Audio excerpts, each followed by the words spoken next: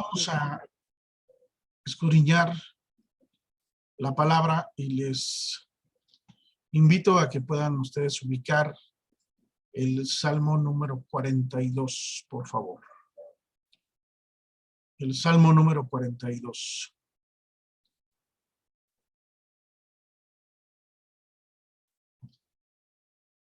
Los salmos tienen diferentes autores, tienen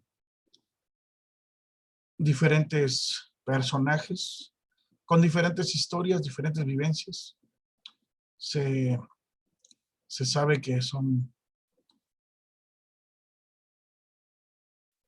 una composición de libros, varios, y el primero concluye precisamente antes del 42,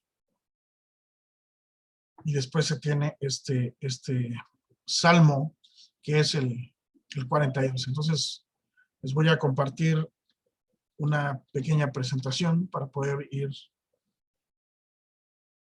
mostrando este mensaje, esta palabra, en esta hora. Por favor, me indican si se ve bien para poder... Bueno, ahí se ven nada más unos rectángulos, ¿no? Uno azul y uno gris. Hablamos entonces del Salmo 42, que en un comentario se afirma que es una oración honesta de un santo desalentado. Como bien apuntaba nuestro hermano Lizul, bueno, diferentes cosas suceden en nuestra vida y eso hace que en algunos momentos pues, nos sintamos como seres humanos de esta manera abatidos. Y precisamente anticipándonos al estudio de la lección, que es el propósito de estos servicios de mitad de semana, compartir una palabra de parte de Dios que sea relacionada con el tema que vamos a estudiar. La semana anterior, nuestro hermano Francisco abordó acerca del sufrimiento y hablaba él de diferentes causas por las cuales Dios permite el sufrimiento en nuestra vida. Y ahora hemos de hablar acerca de esto porque la lección que se avecina habla acerca del silencio de Dios. Y cuando Dios aparentemente no responde. ¿Por qué te abates? Sería el título de esta reflexión. Según los que estudian el cuerpo, la composición del cuerpo, dicen que nuestro cuerpo está compuesto aproximadamente del 80% de líquido. Y esto significa entonces que si nosotros dejamos de tomar líquidos, particularmente agua, nuestra piel se reseca y comenzaremos a experimentar falta de claridad para pensar. Estaremos como dubitativos, como distraídos, no podemos concentrarnos bien, nuestros órganos vitales se van a replegar, se van a contraer, nuestros ojos necesitan humedad, hay personas que sufren por no poder tener su humectación de sus ojos y tienen que estarse poniendo constantemente gotas porque los ojos necesitan lubricarse y también incluso pues sus lagrimales para que puedan llorar. La boca necesita líquido para tragar. Si no tuviéramos este líquido pues nos atragantaríamos. Nuestras glándulas también requieren sudor para mantener fresco el cuerpo porque cuando nosotros sudamos es un mecanismo para regular nuestra temperatura, para mantener fresco. Pero si no tenemos líquido en el cuerpo, pues ¿de dónde podríamos nosotros sudar? Y las células exigen sangre para ser transportadas también, y las coyunturas demandan fluido para lubricarse. Entonces nuestro cuerpo necesita agua, del mismo modo que una llanta necesita aire. Si no hay agua, pues el cuerpo no funciona. Se comienza a dañar. Y si dejáramos de beber agua, al tiempo, nosotros comenzaríamos a tener la boca seca, la lengua pesada, se volvería muy difícil hasta para hablar. Tendríamos dolor de cabeza, tendríamos unas rodillas muy endebles, o sea que se nos complicaría andar, mantenernos en pie. Y lo mismo sucede con la sed espiritual. Si dejamos de beber de la fuente que es Dios, comenzaremos a experimentar esta clase de síntomas.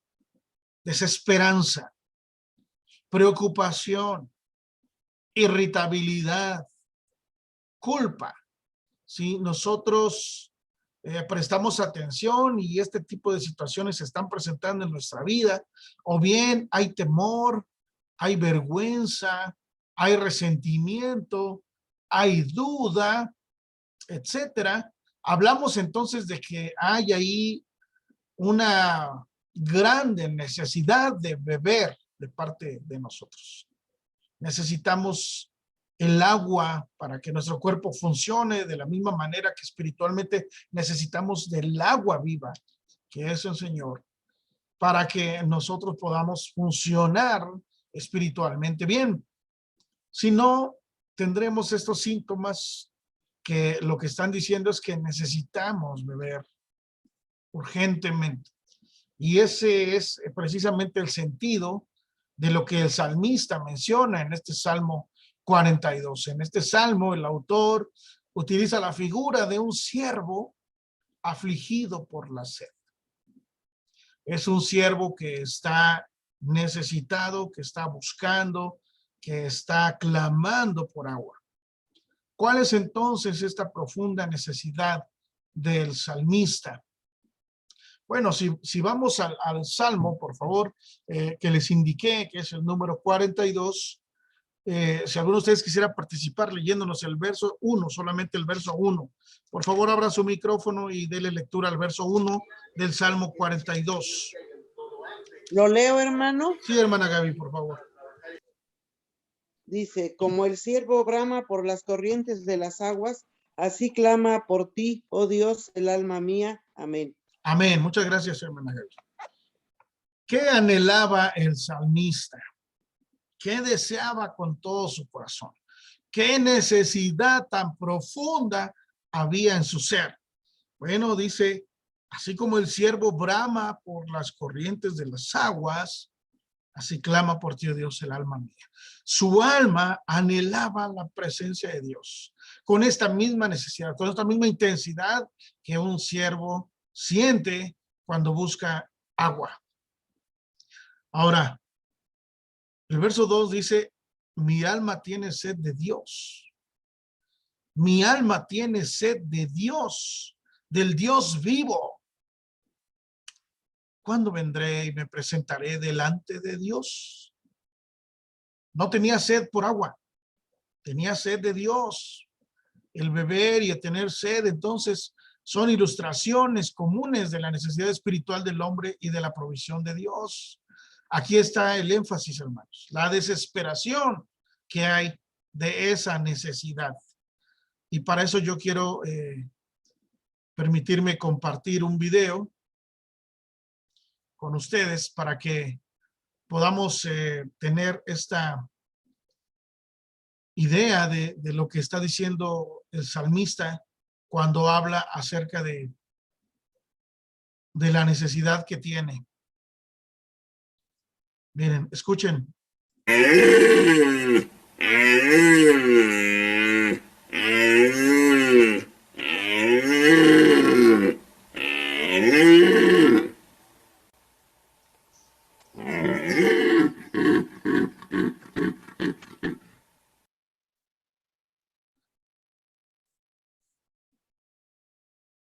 ¿Sí alcanzaron a escuchar? ¿Sí se escuchó? Sí. ¿Cómo está ahí este ciervo en el agua y está clamando ahí, está bramando? Esa es la palabra. Está bramando por agua. Y hace un sonido muy, muy peculiar y quizás algunos de nosotros no habíamos escuchado nunca cómo hacen estos animales este sonido. Pero hay una urgente necesidad en el animal buscando el agua, como también hay una urgente necesidad en el salmista buscando también esta misma agua. Y por eso dice, mi alma tiene sed, pero no tiene sed de agua. Tiene sed de Dios, pero del Dios vivo, del Dios verdadero, del Dios que sigue obrando, que sigue haciendo maravillas, que sigue estando presente, que sigue interviniendo en la vida de su pueblo. Hay una necesidad entonces muy grande. Y Él es el Dios vivo al menos en 3 sentidos. Primero es que solo Él tiene vida en sí mismo y de sí mismo. No necesita una fuente alterna que le esté proveyendo de vida, ni tiene tampoco un origen como lo tenemos nosotros las criaturas. Él existe en sí mismo, Él tiene vida en sí mismo, Él es la vida misma. Cuando Jesús habla con las hermanas de Lázaro, Jesús dice, yo soy la resurrección y la vida. Y también Juan lo describe en el primer capítulo diciendo, en Él estaba la vida. Él es la vida misma. Por eso Él es el Dios vivo. Él es el que da vida. Dice Jesús en Juan 5, mi Padre, así como Él quiere, me ha dado vida y yo le doy vida al que yo quiero también. Él es el que da vida. Y Él es distinto de los dioses paganos, muertos e imaginarios, porque recordar que en las épocas bíblicas como en la actualidad, pues existe mucho la idolatría. Y entonces ellos ofrecían a los dioses, pero a los dioses paganos, los dioses muertos. Como sucedió en el caso de Elías, ustedes recordarán en aquel enfrentamiento épico, dijeran mis hijos, en aquel enfrentamiento épico de Elías con los sacerdotes de las deidades paganas, ¿verdad? Y cuando Elías se burla de ellos y le dice, no, pues grítenles más fuerte, háblenle más fuerte, a lo mejor está durmiendo o a lo mejor está haciendo sus necesidades y no los escucha ese Baal, ustedes grítenle más fuerte, ¿no? Dios tiene vida en sí mismo y Él está vivo, Él está vivo. De ahí que el escritor de la carta a los Hebreos diga que horrenda cosa es caer en manos del Dios vivo, porque Él es fuego consumidor. Entonces hay una profunda necesidad en el salmista y hay una pregunta que él hace también, ¿cuánto vendré y me presentaré delante de Dios? Para los hijos de Coré, que estaban conectados con el tabernáculo y el templo y sus rituales, había un lugar para presentarse delante de Dios. Este era un anhelo para poder conectarse de nuevo con Dios y su pueblo en el tabernáculo o el templo. Recordar que el tabernáculo se erigió por orden de Dios para que Él habitara en medio del pueblo. Dijo, quiero que me hagan un tabernáculo porque yo quiero hacer morada en medio del pueblo. Y después en el templo también él hacía morada y por eso es que el salmista entiende esto y conecta el lugar con la presencia de Dios y dice, ¿cuándo podré ir? ¿Cuándo me podré presentar delante de Dios? Y lo vemos entonces en una necesidad muy profunda de Dios. Al respecto, no es que no crea el salmista en que Dios está en todos lados, como bien apuntó también Esteban en Hechos, en los capítulos 6, 7, particularmente dice, Dios no habita en un templo de manera exclusiva, pero este varón, este escritor, no es que no crea que Dios no está en todos lados o que Dios no está con él, porque él está orando a Dios a través de estos salmos, pero cuando él se sabe lejos de la casa de Dios, se encuentra desanimado. Y entonces su estado de depresión le ha causado que sienta que Dios está verdaderamente ausente. Algo así como lo que sucede con algunos de nuestros hermanos en estos momentos en que no podemos estar en el templo o que no hemos podido estar en el templo. Esa sensación de lejanía, decir es que ya no estoy como solía estar antes, ya no percibo a Dios, como vamos a ver un poco más adelante, porque estoy lejos, ¿no? Estoy lejos. ¿Me ayudan con el verso 3?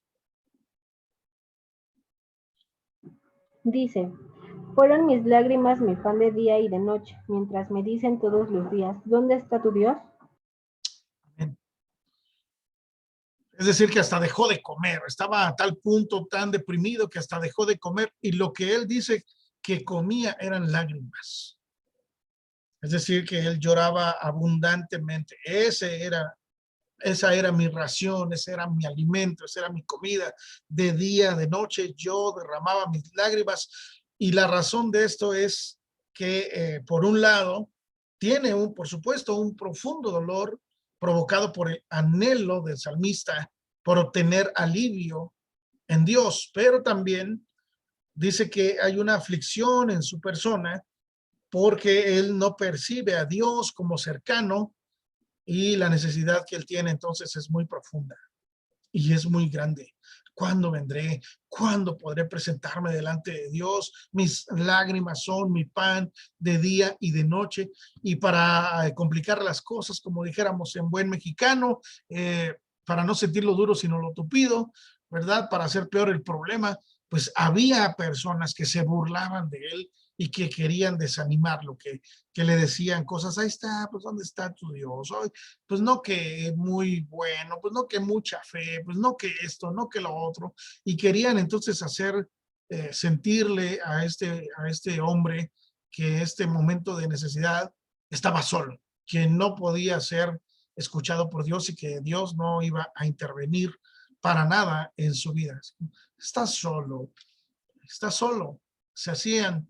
Le hacían burla, le hacían escarnio de su persona.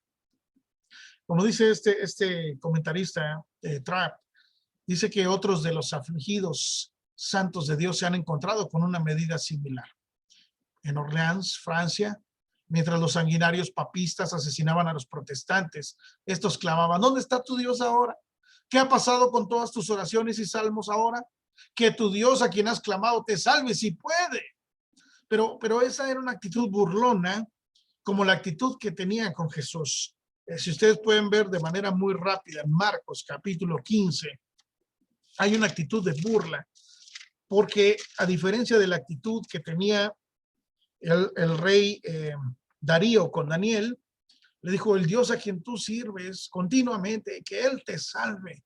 Y era un deseo genuino del rey, aún no siendo del pueblo de Dios, pero era un deseo genuino porque veía la integridad de Daniel y le decía, deseo con todo mi corazón que el Dios al que tú sirves, Él te salve. Pero no ese es el caso del salmista, ni fue el caso del maestro. En Marcos capítulo 15, verso 16, dice que entonces los soldados le llevaron dentro del atrio, esto es al pretorio, y convocaron a toda la compañía y le vistieron de púrpura y poniéndole una corona tejida de espinas, comenzaron luego a saludarle. Salve, rey de los judíos. Y le golpeaban en la cabeza con una caña y le escupían y puestos de rodillas le hacían reverencias. Después de haberle escarnecido, le desnudaron la púrpura y le pusieron sus propios vestidos y le sacaron para crucificarle. Y si siguiéramos el relato del capítulo 15, veíamos que en otro momento también, por ejemplo, en el versículo número 29, dice, y los que pasaban le injuriaban, meneando la cabeza y diciendo, tú que derribaste el templo de Dios y en 3 días lo reedificas, sálvate a ti mismo y desciende de la cruz. De esta manera también los principales sacerdotes, escarneciéndose, decían unos a otros con los escriban, a otros salvó, asimismo no se puede salvar. E incluso también vemos en otros relatos de los evangelios sinópticos, vemos también cómo uno de los dos que estaba crucificado a su lado le decía, no, pues ayúdanos, tú dices que eres el rey de los judíos, que tienes poder, sálvanos, bájate y bájanos también por ahí de una vez. Así se burlaban del salmista y le decían, ¿dónde está tu Dios? ¿Dónde está tu Dios? ¿No les han preguntado a ustedes algo similar en algún momento de aflicción? ¿En algún momento de tribulación? Pues no que la fe, no que Dios, no que su misericordia, no que eres santo, no que al Dios que tú le oras, que sí te escucha, que sí responde, ¿dónde está? A ver, ¿dónde está? Y entonces tiene recuerdos también, recuerdos dolorosos, que le traen desaliento. Trae a la memoria recuerdos que le traen desaliento, pero no porque fueran recuerdos tristes, sino porque esos recuerdos aumentan su tristeza. Miren, en el verso 4 dice, me acuerdo de estas cosas y derramo mi alma dentro de mí, de cómo yo fui con la multitud y la conduje hasta la casa de Dios, entre voces de alegría y de alabanza del pueblo en fiesta. Esos recuerdos eran recuerdos agradables, eran recuerdos hermosos, eran recuerdos que venían a su memoria de momentos felices que en lugar de alentar su corazón, lo estaban sumiendo más en la tristeza. Esa añoranza de decir, no, pero aquellos momentos en donde con gozo, con júbilo, con alegría, yo los conducía a la casa de Jehová, yo estaba presente en aquellos hermosos momentos de algarabía, de fiesta, y ahora los veo tan lejanos. ¿No se identifica usted con estos momentos de pandemia quizás?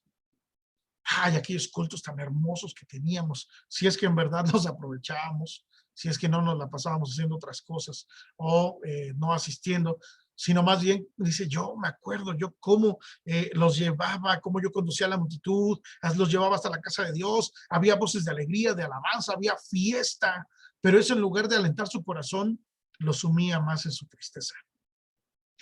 Recordaba los buenos tiempos, tiempos donde se celebraban las fiestas, recordando estas fiestas que están descritas en el Pentateuco, y él recordaba estas fiestas marcadas por el calendario judío. Y él pensaba en el pueblo y en el regocijo, estas voces de alegría y alabanza que marcaban las tres fiestas principales, la Pascua, el Pentecostés y también la fiesta de los tabernáculos, donde se celebraba todo el pueblo, venían a Jerusalén y se celebraban estas fiestas. Pero él reacciona de esta manera, hablándole a su alma. Es decir, ciertamente hay un sentimiento de dolor, de aflicción, pero vean el verso 5. ¿Por qué te abates, oh alma mía? ¿Por qué te abates, oh alma mía? ¿Por qué te turbas dentro de mí? Espera en Dios, porque aún he de alabarle, salvación mía y Dios mío. El salmista hace aquí una pausa de estos recuerdos que están viniendo a su mente y que le causan dolor para lanzarse un reto a sí mismo, para hablarse a sí mismo.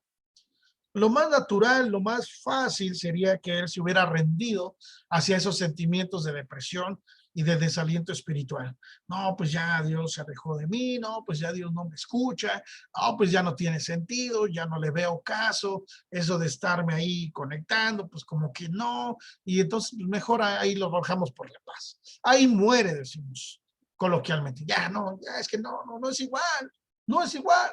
Pero ¿qué hace el salmista? En lugar de ceder a esos pensamientos y esas emociones que está experimentando y ese sentir de depresión, él se lanza a sí mismo un reto y los trae delante de Dios. Porque Dios toma en cuenta a los que están abatidos. Dios toma en cuenta a los que tienen sentimientos turbados. Jesús les dijo a sus discípulos, no se turbe vuestro corazón, ni tengan miedo. Creed en Dios, cree también en mí. No se preocupen, no sufran de esta manera tan terrible. Espera en Dios. Por eso él le dice a su propia alma, no, esto no está bien. Estos sentimientos no están bien. ¿Por qué? Porque yo no puedo dejarme rendir así como así. Miren conmigo Isaías 57:15.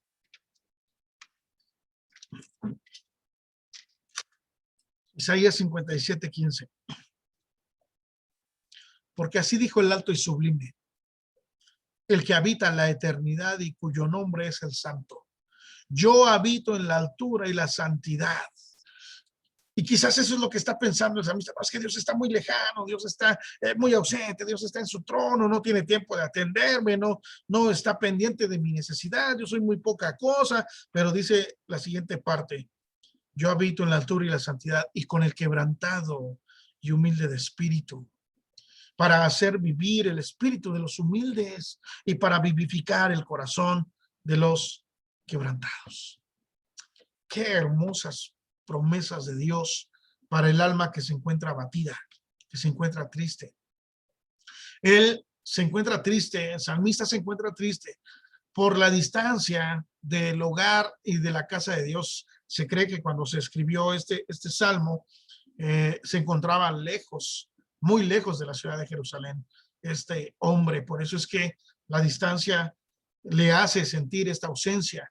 Por otro lado, como ya miramos la burla de los incrédulos, también están los recuerdos de unos días mejores. No, pues es que el pasado. Saben que la ansiedad es exceso de pensar en el futuro, en tanto que la depresión es el exceso de pensar en el pasado. Este hombre está cayendo en depresión porque está pensando en el pasado demasiado. Es demasiado lo que, ay, esos días, ay, cómo me gustaría volver esos tiempos, lo que yo daría por estar viviendo nuevamente eso, ay, es que antes yo hacía tal cosa, y ay, es que, y por eso se está sumiendo en la depresión. Hay esta ausencia en su presente de estas emociones espirituales que en algún momento llegó a sentir. Y aunado a eso están también las pruebas de la vida propias, que son para él ya abrumadoras, que ya no les ve fin, que ya no les ve salida. Y hay una aparente y lenta respuesta de parte de Dios hacia él. Sumando todo eso es que él se encuentra abatido. Pero insisto, ¿qué aflicciones puedes estar pasando tú, hermano, en estos momentos?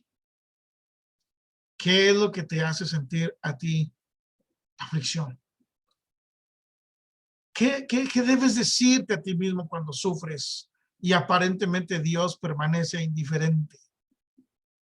Señor, como los discípulos, Señor, no te da cuidado que perecemos. Estás viendo la tempestad, estás viendo y vienes y estás durmiendo. Y nosotros luchando por nuestra vida, creyendo que nos vamos a voltear en cualquier momento.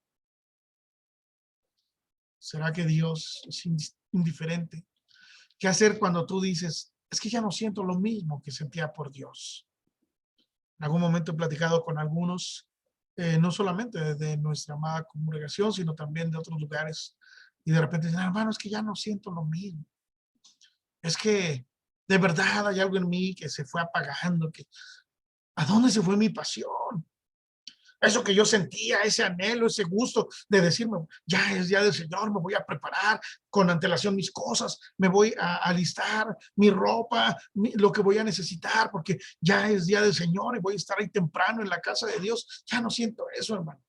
Ahora dan las 9, las 10 y ni ganas me dan de conectarme, ni ganas me dan de estar ahí. Me aburro, me fastidio, me canso, no me llama la atención. Mejor conecto mi cámara y me voy por allá, la apago y me voy por allá, o me pongo a ver la televisión, o no sé, hacer otras cosas, a chatear tal vez. ¿A dónde se fue mi pasión? ¿Por qué se ha apagado mi espíritu? ¿Por qué ha venido a menos? Yo te puedo decir, tienes sed de Dios, por eso. Pero quizás no lo has reconocido. Decía el doctor Martin Lloyd Jones, debes tomarte de la mano. Si tú estás pasando por esos momentos, ya sea que lo estás viendo en este momento, lo verás después, amado, yo te digo, debes tomarte de la mano, como decía el doctor Lloyd Jones. Debes de dirigirte hacia ti mismo, debes de predicarte a ti mismo, perdón, debes de cuestionarte a ti mismo, debes de decir a tu alma, ¿por qué estás abatida? ¿Qué cuestión tienes que hace que estés inquieto? ¿Por qué? ¿Por qué estoy así? ¿Por qué siento esto? ¿Por qué en lugar de sumirme, por qué no mejor salgo? ¿Por qué no mejor le entrego mis cargas a Dios? ¿Por qué no mejor me deposito en Él, me abandono en Él, confío en Él? ¿Por qué no mejor tomas estas palabras del salmista? Avanza un poco al Salmo 62, versículo número 5. Háblate a ti mismo, hermano. Háblate a ti mismo. Si es necesario, mírate en el espejo y háblate a ti mismo. A ver, Suriel, ¿qué pasa contigo? ¿Por qué? ¿Por qué haces esto? ¿Por qué has dejado de hacer aquello? No, reacciona, Suriel, reacciona. Y di para ti mismo, alma mía, en Dios solamente reposa, porque de Él es mi esperanza. Él solamente es mi roca y mi salvación, es mi refugio, no resbalaré. En Dios está mi salvación y mi gloria. En Dios está mi roca fuerte y mi refugio. Amén, hermano. Háblate a ti mismo. Haz lo que el salmista.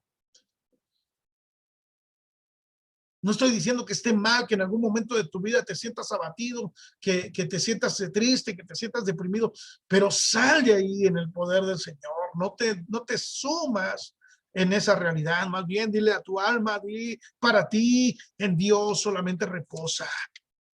En el Salmo número 91, también la Escritura nos dice, diré yo a Jehová, esperanza mía, castillo mío, Él es mi Dios.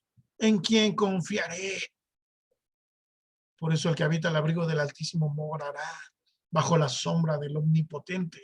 Hermanos, conocemos mucho de la palabra, sabemos muchos textos de memoria. ¿Por qué no los aplicamos?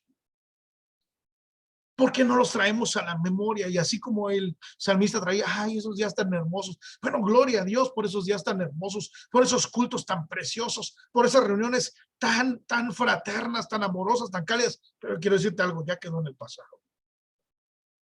Si tú sentías pasión y deseo y servicio y hambre de Dios, qué bueno, hermano, eso ya quedó en el pasado. Vuelve a decirle a tu alma, de aquí en adelante yo pongo toda mi confianza en el Señor.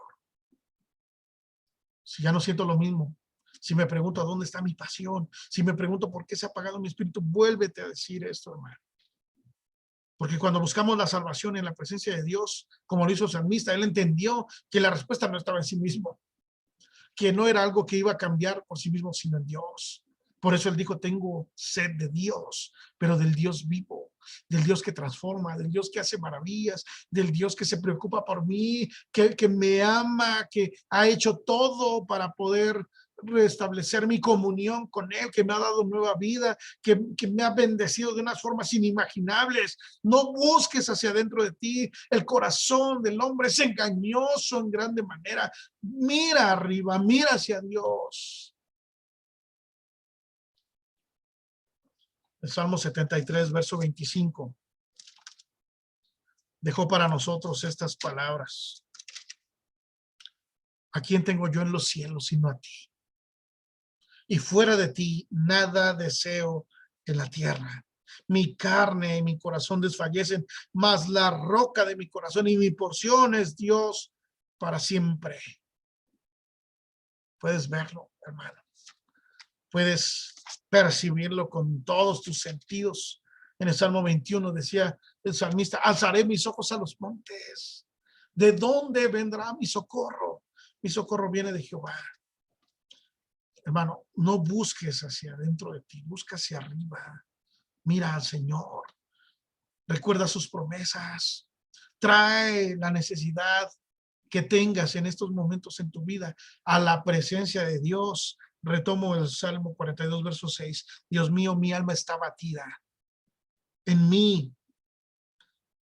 Me acordaré por tanto de ti desde la tierra del Jordán y de los hermonitas desde el monte de Mizar. Este sentido de desapego que muestra el salmista muestra también que su alma está abatida hacia Dios. ¿Cuántas veces tenemos aflicción, tenemos sufrimiento y lo que hacemos es más bien escondernos de la presencia de Dios? No, ya no me voy a presentar, no, ya no voy a ir. He escuchado tristemente en estos días pasados y me ha dolido mucho en mi corazón a algunos hermanos en otros foros diciendo, yo ya no voy a regresar al templo. No. Esta pandemia me enseñó que el cristianismo es mentira, que la fraternidad no es cierto, que todo es hipocresía, que Dios no está cuando lo necesitas. Y entonces yo digo, qué bueno que se presentó esto para yo desengañarme. Y yo digo, ¿cómo es posible? Qué tristeza. Qué tristeza. Porque miraron hacia adentro y dejaron de mirar a Dios. Pusieron su confianza en ellos mismos, la pusieron quizás en los hermanos, tal vez en el pastor, en la denominación, pero no la pusieron en Dios. Y por eso la tendencia del ser humano que sufre es alejarse de Dios, como si pudiéramos escondernos de Él. Como Jonás, agarramos el barco para otro lado y queremos con eso pretender engañar a Dios, que no se da cuenta hacia dónde vamos. Pero el salmista no hizo nada de esto. Él más bien recuerda desde dónde está lejos, él está en la tierra del Jordán y él dice, me acordaré desde allá, ahí donde estás, hermano, acuérdate del Señor. No importa dónde estés, no importa qué tan lejos estés geográficamente, acuérdate ahí. Él estaba muy lejos y por eso no podía llegar al tabernáculo, no podía llegar al templo, estaba muy lejos, estaba muy al norte de Jerusalén. Y por eso él dice, ¿cuándo vendré? ¿Cuándo me presentaré? Pero quiero que vean este anhelo de él, de estar en la presencia de Dios. En lugar de huir de la presencia de Dios, él dice, ¿cuándo podré venir? ¿Cuándo podré presentarme delante del Señor? Yo tengo sed de él. Y su dolor era porque él se sentía lejos de la presencia de Dios al estar lejos de su casa. Eso es lo que está atravesando él. Y los versos siguientes, en el verso 7 dice, un abismo llama a otro, a la voz de tus cascadas, todas tus ondas, tus olas han pasado sobre mí. Vean que la oración viene de un lugar distante geográficamente en el verso 6, pero ahora esta oración en el verso 7 cambia y ahora viene desde lo más profundo de su ser. Es como si él estuviera diciendo, estoy con muchos problemas en la parte externa y también tengo muchos problemas en mi interior. Hay luchas ahí, estoy sufriendo, estoy batallando, estoy tratando de salir adelante. Entonces no solamente estoy lejos en términos geográficos, sino también estoy lejos en mi interior. Y parecían chocar. Y parecía que lo enviaban más al fondo. Si hemos tenido oportunidad de ver las cascadas, cómo baja violentamente el agua, cómo la lleva hacia el fondo. Y no solamente cae al ras del lago, del río donde se encuentra, sino que el agua viaja con tal fuerza, con tal potencia que incluso va más abajo todavía. La caída hace que se suma más abajo todavía. ¿Qué está pasando aquí entonces en esta palabra, hermanos? Bueno, estas profundidades parecían chocar en él, dice el texto. Parecía chocar en él y eso hacía que él se fuera todavía más al fondo. Así se sentía. Es como una expresión de decir una onda de tristeza me envuelve y es arrastrada por otra. Ya no siento, va y viene y me trae y me hace como quiere. Dice, tus ondas, tus olas han pasado sobre mí, me han revolcado, diríamos. Estoy en el abismo más profundo, pero desde ahí clamo a ti. Aunque yo esté sumido en la desesperación, tú estás allí también. Por eso dice que un abismo llama a otro. Yo estoy ciertamente en el abismo, ciertamente en la profundidad, pero desde ahí yo clamo a ti porque tú estás conmigo. Tú estás allí también. Mira este Salmo, capítulo 69, verso 14. Salmo 69, 14. Pero yo a ti oraba, dice el verso 13. Al tiempo de tu buena voluntad, oh Dios, por la abundancia de tu misericordia, por la verdad de tu salvación, escúchame, sácame del lodo y no sea yo sumergido, sea yo libertado de los que me aborrecen y de lo profundo de las aguas. No me anegue la corriente de las aguas, ni me trague el abismo, ni el pozo cierre sobre mí su boca. ¿Qué está diciendo el salmista? Ciertamente estoy en el fondo, sin embargo, yo sigo clamando a ti desde el fondo más profundo, el abismo que no se le ve final. Ahí estás tú. Y por esa causa yo clamo a ti con todo mi corazón. En el Salmo 130 dice, de lo profundo, Jehová, a ti clamo. Señor, oye mi voz. Estén atentos tus oídos a la voz de mi súplica. ¿Ves, hermano? Puedes verlo, hermana. Como la palabra dice en el verso 8, pero de día mandará Jehová su misericordia y de noche su cántico estará conmigo y mi oración al Dios de mi vida. Esta palabra que utiliza Jehová o Yahvé es utilizada aquí con una connotación especial, con gran confianza. Yo tengo plena confianza que Dios mandará su misericordia. Estoy en el hoyo, pero Dios mandará su misericordia. De día veré la luz. De noche su cántico estará conmigo y mi oración al Dios de mi vida. Su misericordia del Señor es extendida sobre aquel que está en desesperación. Ninguna oración quedará sin respuesta, hermanos. Una oración venida desde lo profundo del corazón siempre tendrá una respuesta. La expresión, decía Spurgeon en alguna ocasión, su expresión es notable de este hombre. Simplemente, él no dice simplemente que el Señor le otorgará, él dice que Dios mandará su misericordia. Mientras que el don otorgado es gracia, libre a favor de los indignos, así que la manera de otorgarlo es soberano, es decir, Dios tiene todo el poder para enviar su misericordia, es un decreto, es un donativo real Y si Él manda la bendición, ¿quién puede estorbar el ser recibida? Si Dios manda bendición para mi vida, ¿quién puede estorbar eso? ¿Quién puede decir, no, no, no, no va a llegar a ti? No es cierto. Aun cuando hay burladores y calumniadores, el Señor, Él es el que saca del hoyo tu vida, dice el Salmo 103. Entonces el salmista llegó a un lugar de mayor confianza, seguro en la bondad de Dios para él, en el día o en la noche, no importa. Aún en la noche más aterradora, él tendría el consuelo de gracia de su cántico con él. Estoy con él, estoy en él, no tengo por qué temer. Pero la última parte del verso 8 dice, mi oración al Dios de mi vida. Es una declaración de confianza.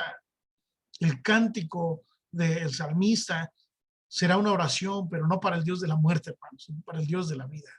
El Dios de mi vida. Él es el Dios de mi vida. Apropiate, hermano, apropiate de Dios. En algunos momentos vemos a los patriarcas diciendo el Dios de mis padres. No, es mi Dios, Él es mi Dios. Él es mi Padre, Él ha prometido estar conmigo. Él llama a Dios su roca. En el verso 9 dice, diré a Dios, roca mía, ¿por qué te has olvidado de mí? ¿Por qué andaré yo enlutado por la opresión del enemigo? Entonces parece una contradicción, pero vemos este vaivén emocional en él, esa lucha que hay en él, su lugar de seguridad, esa roca, esa estabilidad, esa fuerza, pero al mismo tiempo él podía ser honesto con el Señor también y decirle, ¿por qué te has olvidado de mí? ¿Por qué me siento en estos momentos solo? ¿Por qué me siento que estoy luchando, que tú no me estás sustentando? Pero lo mejor que puedes hacer, hermano, lo mejor que podemos hacer es venir y derramar nuestro corazón delante del Señor. Así, sin reservas ni condiciones, tal cual, podemos experimentar nuestro sentir y expresarlo. No hay tal contradicción. Al contrario, él sabía que el Señor es su roca, por eso pudo derramar su alma delante de él con esa honestidad. No necesitamos fingir delante del Señor, podemos ser totalmente transparentes. El salmista sentía que Dios le sustentaba, pero también se daba cuenta que su batalla no terminaba. Hay una opresión de parte de sus enemigos, de los que se burlan de él. ¿Dónde está tu Dios? Y seguían todavía presionándolo en este sentido. Ahora, el verso 10 dice, como quien hiere mis huesos, mis enemigos me afrentan, diciéndome cada día, ¿dónde está tu Dios? Porque las luchas, hermanos, son diarias. La aflicción es todos los días. La necesidad de beber de Dios es día tras día. Así venía la prueba, así venía el dolor, así venía el ataque. Y él se da cuenta que día con día necesita más y más de la presencia de Dios. Concluimos con el verso 11, hermanos. Se repite la pregunta, ¿por qué te abates, oh alma mía? ¿Y por qué te turbas dentro de mí? Espera en Dios, porque aún he de alabarle. Salvación mía y Dios mío. Mientras continuaba la opresión por parte del enemigo, el salmista vuelve a hablarse a sí mismo y vuelve a retarse a sí mismo para salir del desaliento. Esta palabra del Salmo 42:5 es una palabra muy útil para cada uno de nosotros y para todos los que estamos quizás en estos momentos bajo el terrible sentimiento del desaliento. Espera en Dios, hermano. Yo te animo. Mantén tu confianza en el Señor y alábalo todavía. Alábalo. No tienes ganas, alábalo. No tienes deseos, alábalo. No le des más importancia a tu sentir. Dale importancia al llamado que el Señor te ha hecho. Vamos a concluir, hermanos, si me ayudan. Algunos de ustedes leyendo el Salmo 71:22, por favor. Y otro de ustedes que me ayude con el Salmo 118, verso 21, para ir cerrando ya esta reflexión. 71:22 de Salmos. Salmo 71:22. Asimismo, yo te alabaré con instrumento de salterio. Oh Dios mío, tu verdad cantaré a ti en el arpa, oh Santo de Israel. Amén. Amén. Yo te alabaré. No, pues yo no sé tocar nada. Algunos me dicen, hermano, yo no sé tocar nada. Pon tus pistas, ponte a cantar. Ya no hay en estos momentos pretexto para no tener un tiempo de alabanza. ponle ahí a tu celular, pon tus discos, o cántale a capela. Si tocas instrumento, toca tu instrumento y dile al Señor, yo te alabaré y voy a cantar tu verdad todos los días. Salmo 118, 21. Le doy lectura, hermano. Por favor, Junior. Te alabo porque me has escuchado. Eres mi salvación. Amén. Amén. Te alabo porque me has escuchado. Eres mi salvación. Hermanos, yo les invito con todo el corazón a que podamos nosotros llevar nuestras cargas delante del Señor. En su desaliento, el salmista habló consigo mismo. Y quizás, como mencionamos, predicó para sí mismo. Se predicó a sí mismo. Esta palabra es para mí. Si yo paso por esto y no tengo ganas de alabar, voy a alabar más. Él no se sintió lleno con alabanza en ese momento. Se sentía triste, se sentía abatido, pero tenía la confianza de que él realizó lo que pudo para dirigir su espera en Dios. Y esa bendición podría salir adelante. Quizá tú puedas decir también, bueno, yo no siento cómo el bendecirle justo ahora, pero él es digno de que yo le alabe y de que yo siga esperando en él. Así que le voy a cantar, porque el poder de Dios se perfecciona. Hermanos, no a librarnos de toda aflicción, sino en medio de la aflicción. Jesús lo advirtió, en el mundo tendrán aflicción, pero confiad, yo he vencido al mundo. Sé que les hablo a ustedes por su humana debilidad, dice también la palabra. Quizá te encuentras sufriendo de algún dolor, algún problema, alguna situación difícil. Le has pedido al Señor múltiples veces que te libre de ese sufrimiento. Te has sentido también hasta el fondo. Has examinado tu corazón y sabes que no hay una razón aparentemente que te haga vivir esa situación. Tú sigues esperando en Dios. Pablo oró 3 veces diciendo al Señor, quita de mí esta espina que me causa molestia. Y el Señor le dijo, no, pero te voy a dar gracia para soportar. Mi gracia es suficiente. Así que, hermanos, no nos desesperemos, no te desesperes, te lo digo con todo el amor del Señor, no te desesperes, confía, hermano, confía que Dios tiene un propósito mayor, que Él desea lograr en ti mediante ese sufrimiento por el cual estás atravesando. Cuando Dios no responde, no es en realidad que no responda, es porque Él tiene algo mejor en mente que tú y yo desconocemos, pero que a su tiempo el Señor revelará. Porque sabemos que a los que aman a Dios, todas las cosas le ayudan para bien. Esto es a todos los que conforme a su propósito hemos sido llamados. Así que si te abates, dile a tu alma, espera en Dios, aún he de alabarle. Dios te bendiga y Dios bendiga su palabra. Amén. Y amén.